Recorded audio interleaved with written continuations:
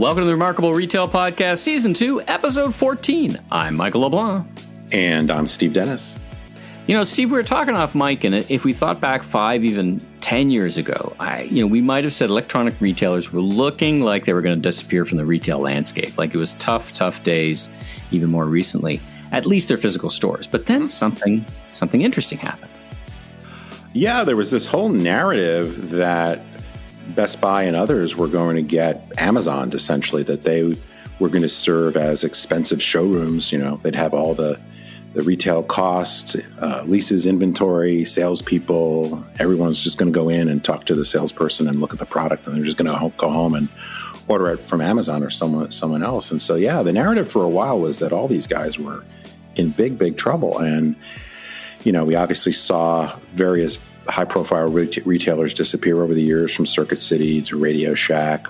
Fry's recently here in the States was more of a regional player. So a lot certainly did get, you know, whether they got crushed by the web alone, probably not 100%. But then, you know, you have Best Buy, who managed to emerge from all this not only in decent shape, but actually quite good shape, and has certainly been thriving during the COVID times. Well, and to me, this episode is kind of like the epitome, and it really captures part of the essence of your book. And it's something you often say. It wasn't that they had too many stores. It's just a lot of these folks, they just weren't remarkable. I mean, the store was nothing to be remarked upon. I mean, in our background, department stores are major electronics retailers. I mean, it's not, you know, the times have changed, but they just, you know, they had a lot of stores. Best Buy, when they came to Canada, actually, they bought a company called Future Shop, and they they ran parallel banners at the same time, which was a bit confusing on the outside, but the models were different. So Future Shop was a commission-based sales rep. Best Buy was not, and eventually they just consolidated the two just for practical reasons of one flyer versus two. But then they consolidated, they limited their footprint a little bit, closed a few stores, but really the renaissance of what is the modern Best Buy really started to take hold probably 18, 24, even 36 months ago. Yeah, well, I think they did a number of things over a period of years. The thing I talk about in the book, from an outside perspective, we'll get an inside perspective in just a minute, was that I think Best Buy and a few others not only saw that they had to up their digital and e-commerce game to compete more effectively, but they also started to realize the asset they had, the point of differentiation, which was their store, and pulling the digital and physical together. And so that's one of the ways to beat Amazon, at least at the current time, because of the advantage of that in-store experience along with the advantages of digital. So I call that the store strike back, because I think, you know, as you were talking about, there was this narrative that all these guys were in big trouble, but several of them, including Best Buy, have figured out how to really thrive. So we get more of the inside story because our special guest, Hubert Joly, who is currently the senior lecturer at Harvard Business School, but notably for at least this part of the discussion, he's the former chairman and chief executive officer of Best Buy and the author of The Heart of Business, Leadership Principles for the Next Era of Capitalism, which is out today, published by the Harvard Business Review Press. Let's bring him on. Well, we are excited to welcome Hubert Joly to the podcast. We'll let him tell you a little bit more about his background, but he's probably best known for being the chairman and CEO of Best Buy. He's currently a senior lecturer at the Harvard Business School and serves on the boards of Johnson & Johnson and Ralph Lauren. So welcome to the podcast, Hubert. Thank you, Steve, for having me.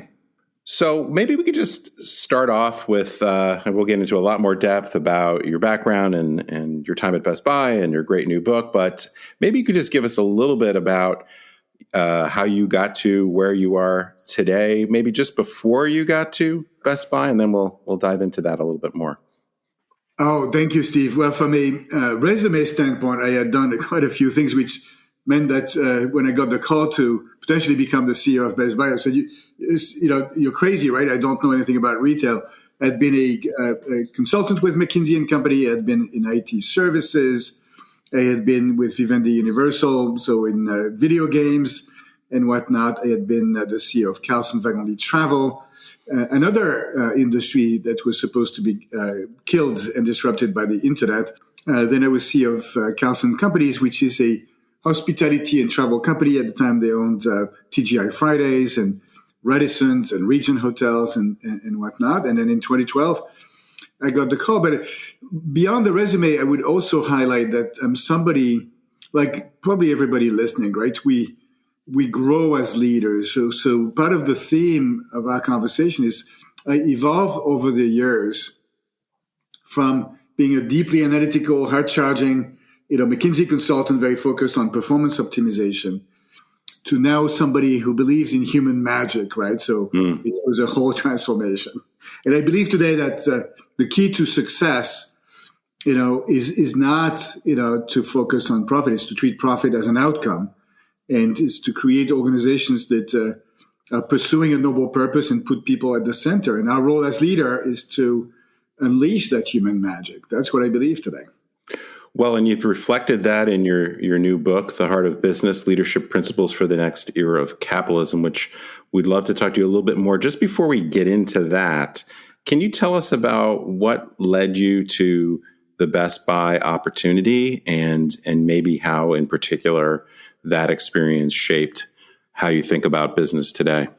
Yeah, and Steve, so we have to rewind to 2012, right? At the time, everybody, right, thought that Best Buy was going to die, right? It was the all-you-can-eat menu of challenges, right? You had strategic challenges with the internet, Amazon going to kill us, and Apple and Microsoft and Sony opening their own stores. You had operational challenges with the quality of service having gone down. You had leadership challenges with my predecessor having been fired. And then you had shareholder challenges with the share price really down to, shortly after I started, $11. And our founder wanted to take the company private. So talk about, now, of course, I love challenges. But what convinced me to take the job is two things, right? It's one, it was the fact that the world needed Best Buy, right? As customers, technology is exciting, but sometimes we need help, right? So we need to see we need a place where we can see, touch, and feel the products and ask questions. And then the vendors needed Best Buy, right? Because they need a place where to showcase their fruit of their billions of dollars of R&D investments. So I think the world needed Best Buy.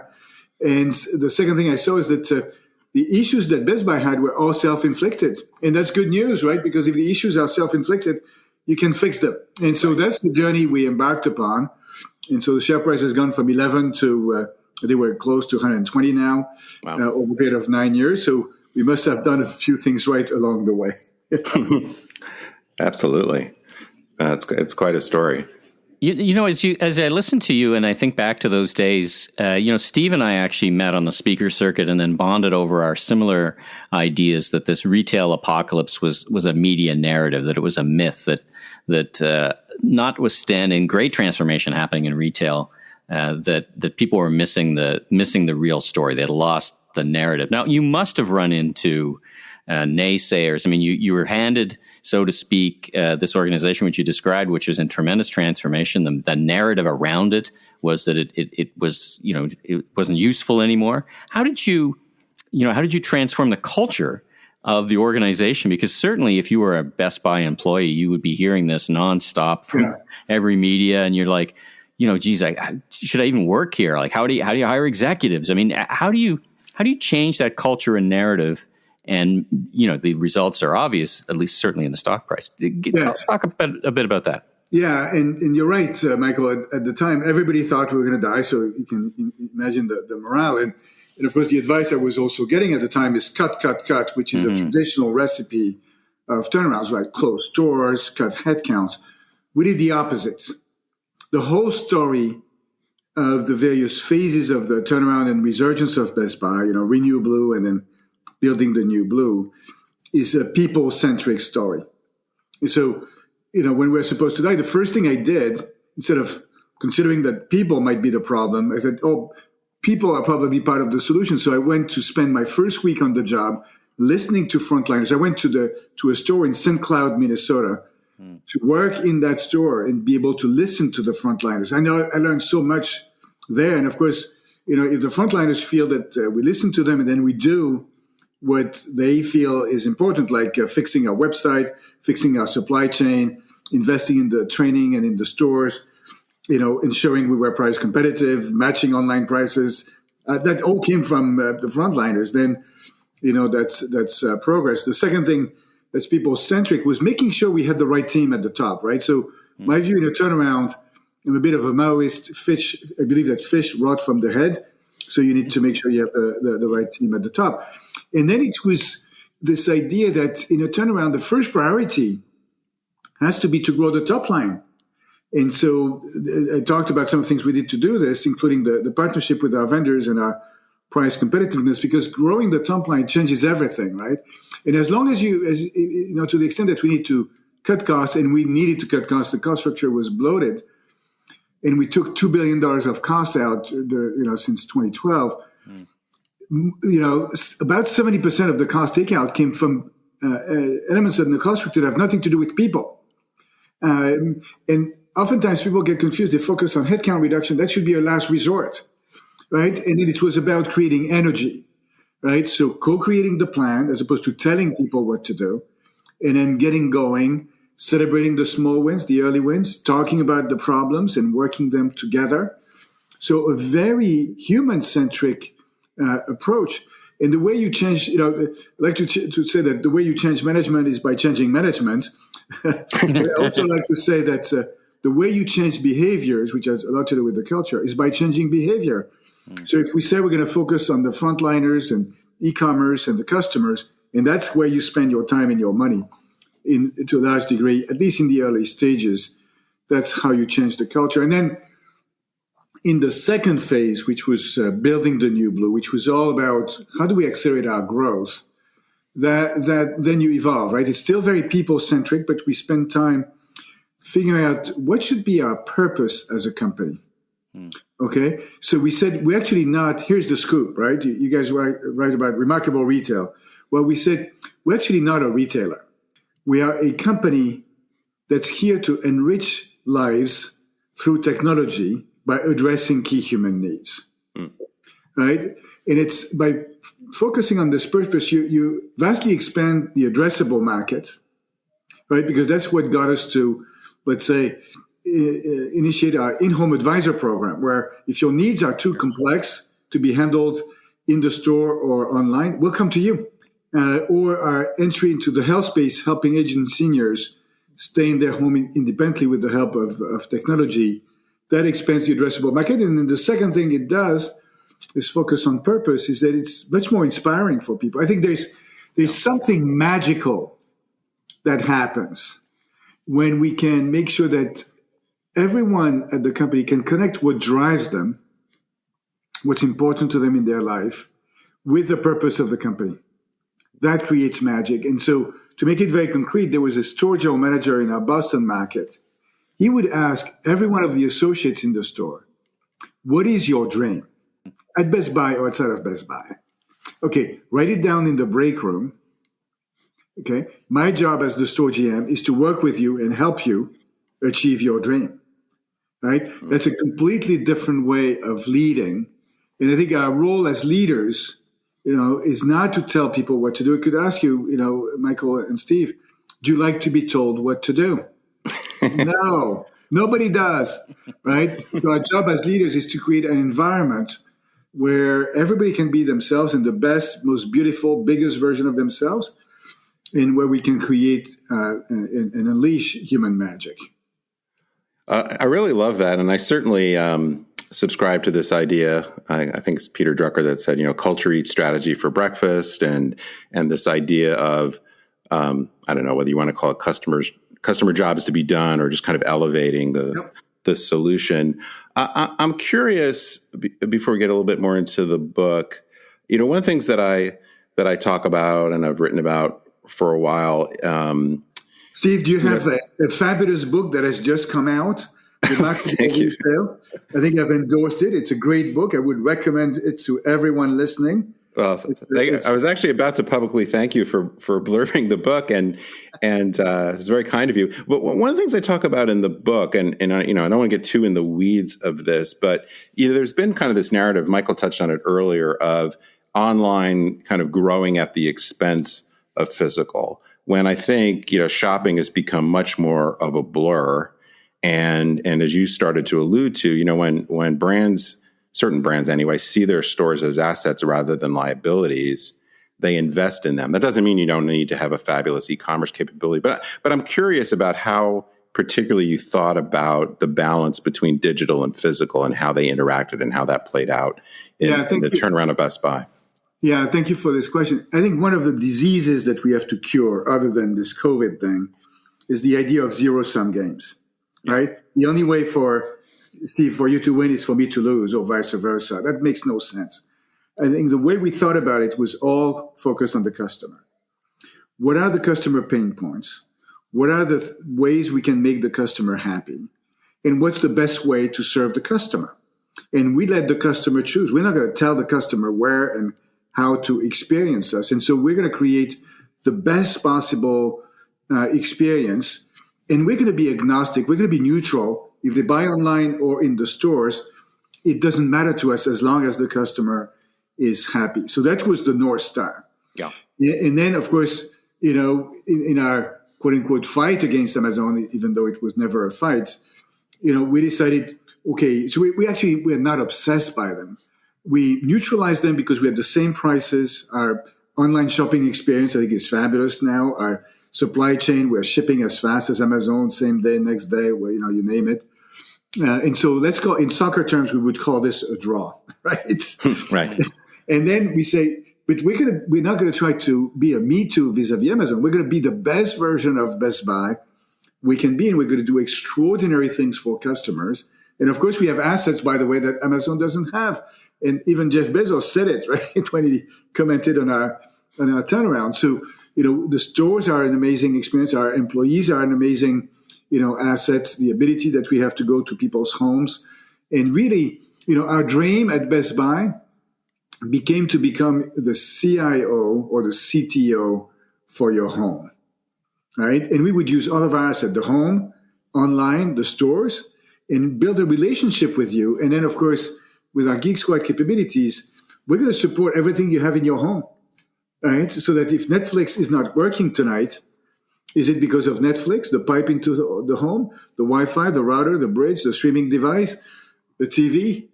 What is it? Honey, help me. Well, we can be honey, right? And the world needs honey, right?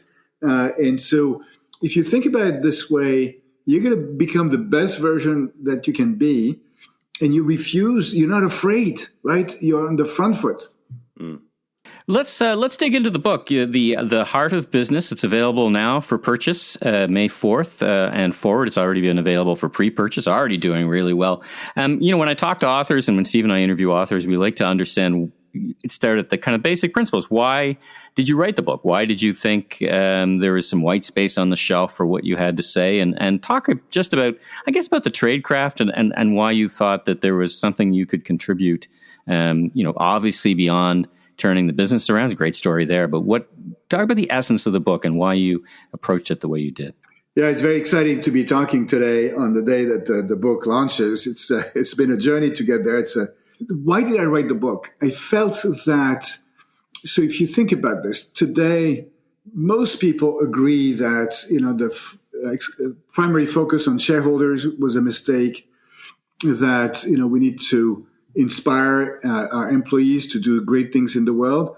So this idea of, purpose being as the North Star of companies and embracing all stakeholders and mobilizing, employees in the pursuit of that purpose, that's the right thing to do. So in the book, I articulate this vision that I think it needs to be at the basis for a refoundation of business and capitalism. And frankly, that's an urgent need, right? Because the world is not working today, right? So we have multiple crises on our hands. So, do you think we're at a unique point in time where if we can't reset it now, when would we? In terms of the COVID era, it presents a unique opportunity to do what you're describing. Because when else? Let's hope we never have another time in our lives where we can do this reset. Do you think that reset? I'm afraid that we just. The COVID era starts to wind up and we just regress back to the mean. Like we learn the wrong lessons. How do you feel about that? The principles I'm laying out in the book were relevant before COVID. And of course, this is something I've worked on and practiced, and it has been behind the resurgence of Best Buy. So I know it worked. They were relevant before COVID. They are even more relevant post-COVID, right? So we've all rediscovered the importance of purpose and humanity during this crisis, and we know, it is so obvious that we have this multifaceted crisis: health crisis, economic, societal, racial, environmental, geopolitical. Do you need one more crisis? No. And what's the definition of madness, right? Yeah. Doing the same thing and hoping for a different outcome. Mm. We know who the culprits are: Milton Friedman, with shareholder primacy, and Bob McNamara, the inventor of scientific top-down management. So we need to change. And so the book articulates these principles. I think, though, today most people agree that this is the right direction. I think when I talk to leaders at all levels, there's a general conviction. We also know it is hard. So the reason why I wanted to write this book is as a guide for leaders who are keen to abandon the old ways and eager to lead from a place of purpose and humanity, and who are travelers on this journey and need help. And it's not that I have all of the answers, but this is something I've been, on this journey for the last 30 years. I was talking about, the purpose of a corporation is not to make money. It's an imperative. It's an outcome. I was talking about this in the 90s. And I think the beauty of this delightfully surprising turnaround and resurgence of Best Buy is that it gives credibility. And so the book is a guide, very practical, with full of stories and examples and practical advice on how to move in that direction.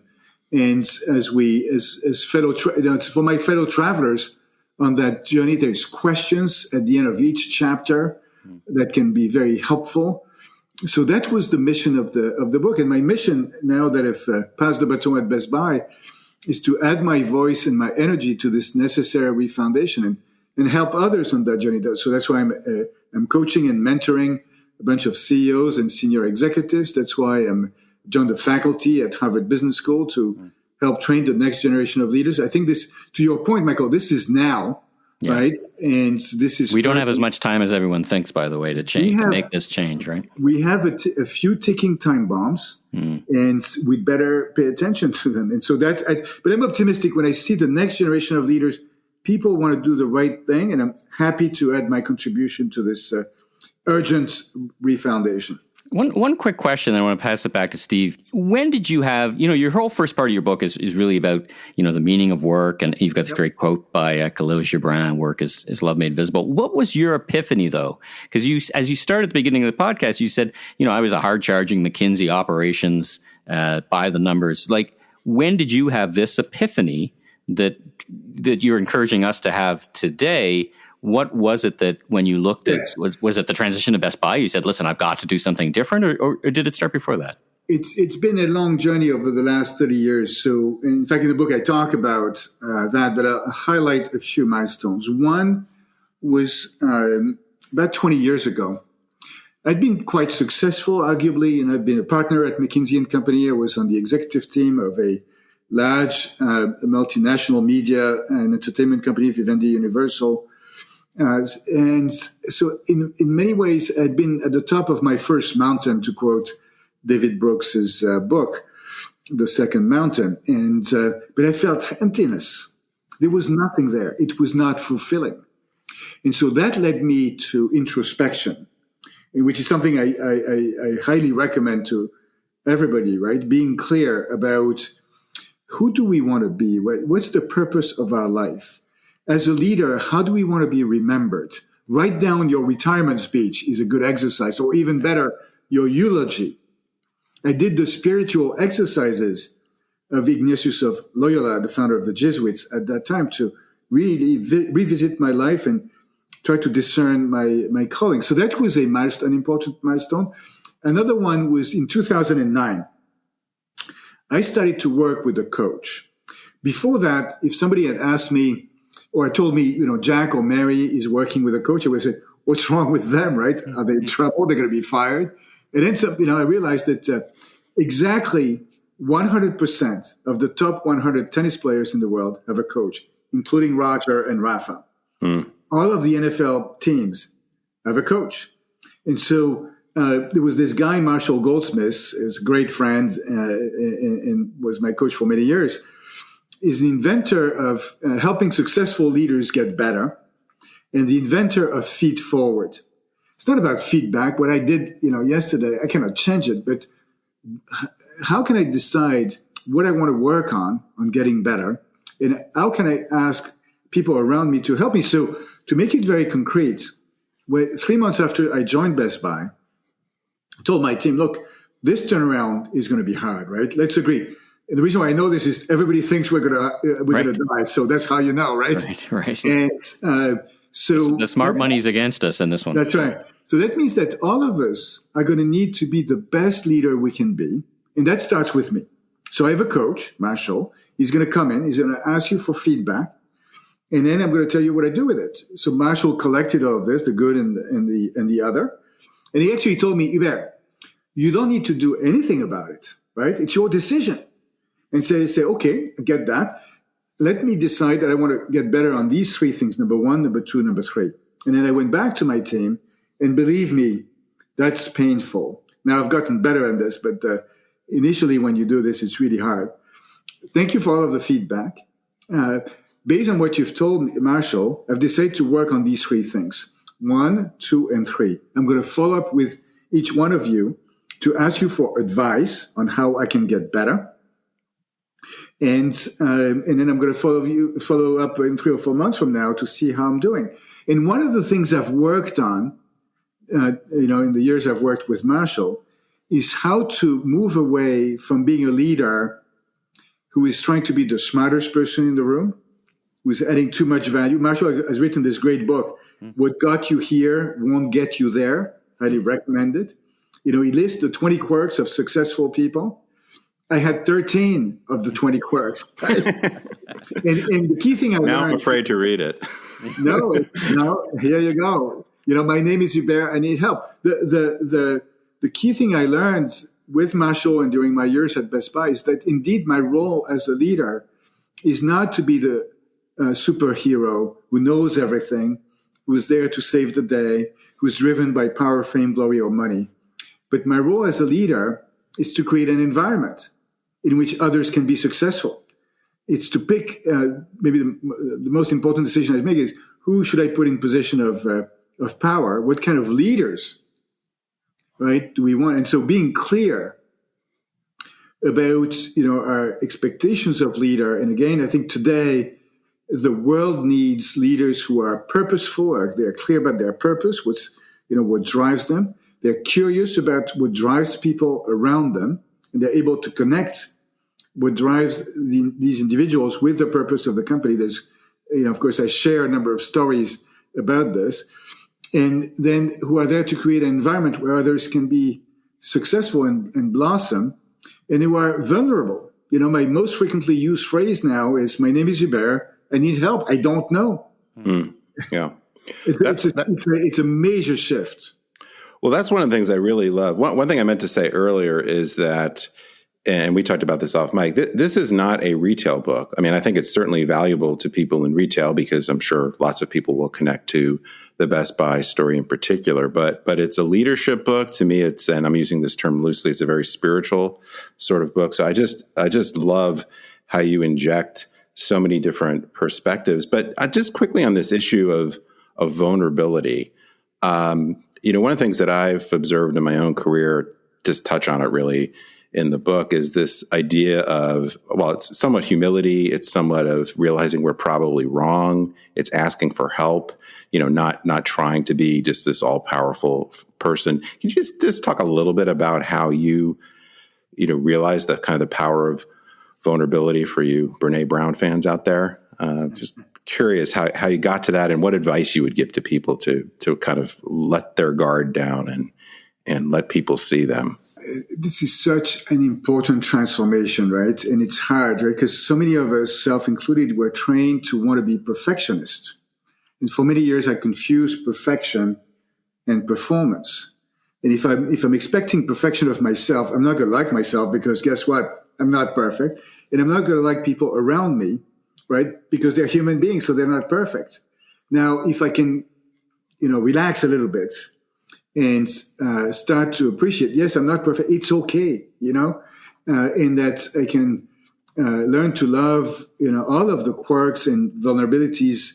Then that's how you build genuine human connections. Cami Scarlett, our wonderful head of HR at Best Buy, one day at the company, she shared with everyone that for years she had struggled with depression following the deaths of her two parents. Do you know many senior executives at Fortune 100 companies or at any company for that matter, who are okay to share with everybody that they're struggling? Mm-hmm. That's not how we've been trained. This created, though, a flow of emails to her from people who said, "Oh, I'm so sorry," and then I've struggled with it, and that's what led us to a lot more emphasis on our mental health program, help with anxiety. 20% of any human population suffers from mental health issues.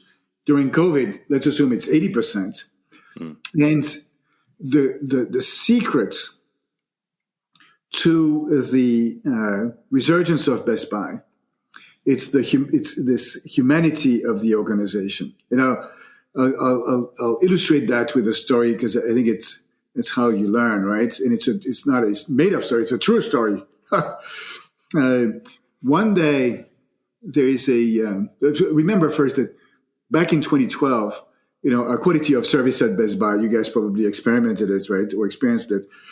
Was not good. But fast forward to 2018 or 2019, there's a young woman who comes to one of our stores with a young boy, 3 or 4 year old. For holiday, the child had gotten a dinosaur toy. Unfortunately, the dinosaur is very sick. The head has been dismantled from the body, so really sick. Now, they go to the store. At most stores, you would have been sent to the toy aisle, and with some luck, there's still a dinosaur that you can buy. But the boy, that's not what he wanted. He wanted a cure for the dinosaur. Hmm. And so there's two Best Buy associates, two blue shirts, who see what's going on and take the dinosaur, the sick dinosaur, go behind a counter and start performing a surgical procedure on the sick dinosaur. And like in Good Doctor on Amazon, they walk the boys through the steps. Of course, at the last minute, they substitute a new dinosaur, but give the child a cured dinosaur. So you can imagine the extraordinary joy and happiness of the child and his mother. Now, do you think that there was a standard operating procedure at Best Buy on how to deal with sick dinosaurs? Or maybe a memo from me, the very smart, CEO on, what you do if that happens? Of course not. Right. But what happened is that these two associates found it in their heart to create this happiness. And they also felt, right, that they had the freedom to do this.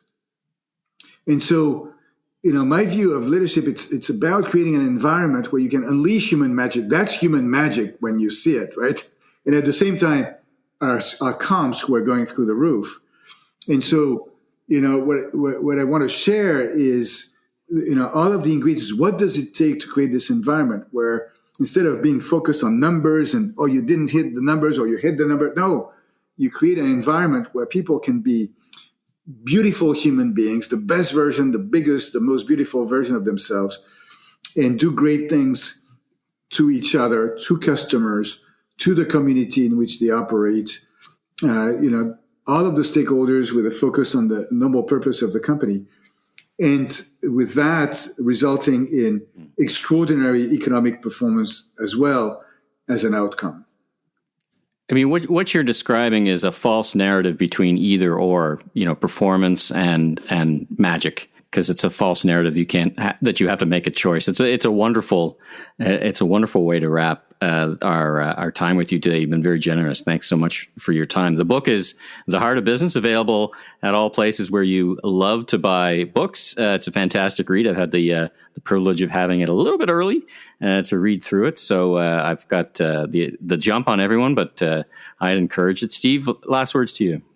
Well, first of all, thanks for joining us. I really just love, and I think it's one of the things I've been working on. I'm a little bit more of a glasses half empty sort of guy. And so I just loved not only the very pragmatic advice in the book, but just this sort of joyful, uplifting, positive message that not only comes through in speaking with you, but certainly comes out in the book. So thanks so much. And yeah, everybody check it out. It's time for another edition of Remarkable or Forgettable. Let's start with Amazon. The flywheel she be a spinning. Great results coming out of Amazon, but I suspect when we look at these results, there's more to it. But on the surface, they look pretty good. Yeah, I'd have to deem this remarkable.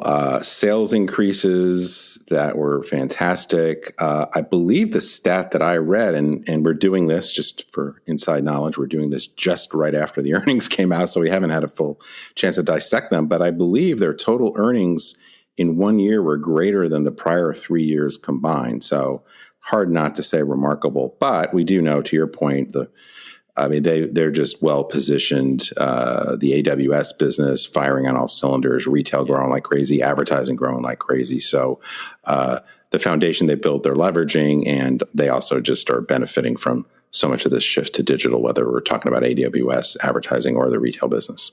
And as we talked about last episode, 200 million Prime members. The flywheel is just, this idea of geometric growth is really moving, and they got a bunch of tailwinds behind them. Department stores, still a destination for shoes, but I sense I'm waiting for the other shoe to drop on that part of the story. What's the background? Wow. This is like Pun Central or something.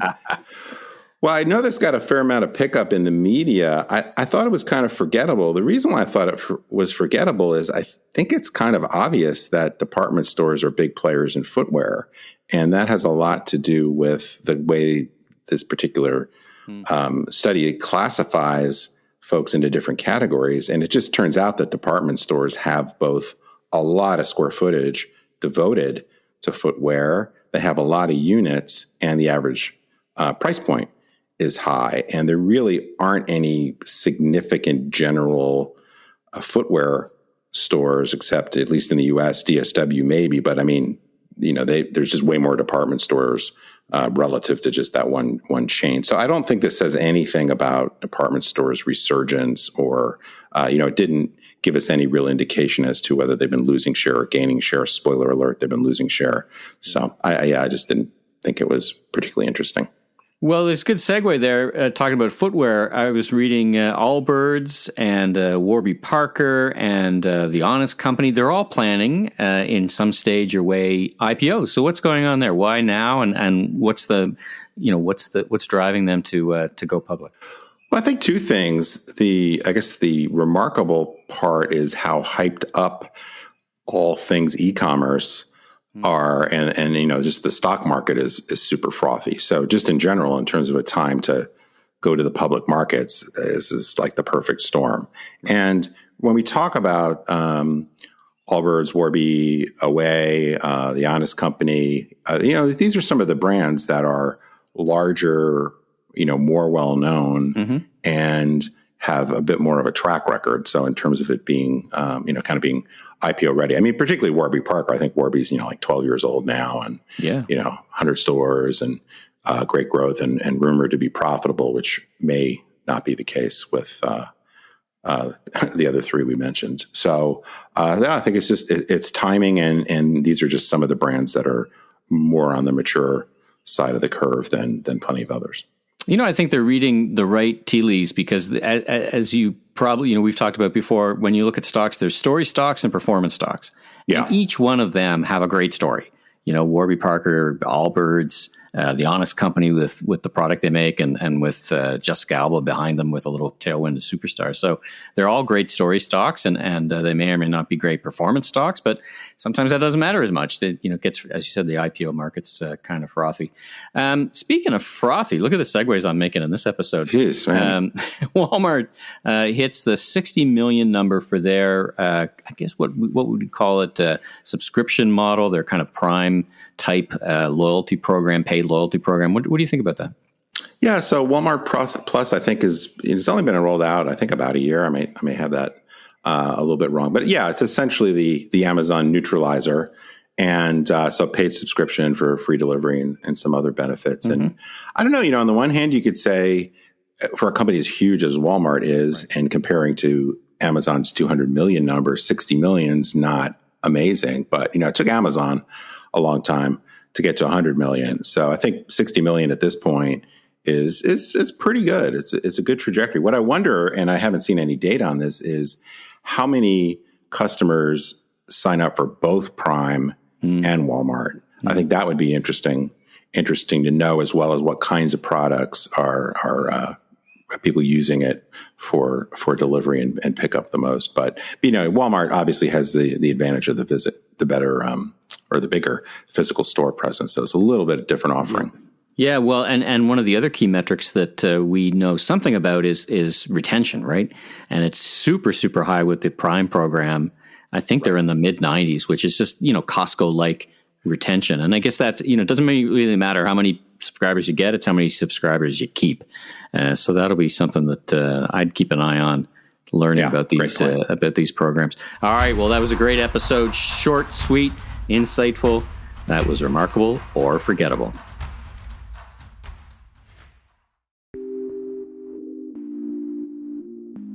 All right, Steve, take us home.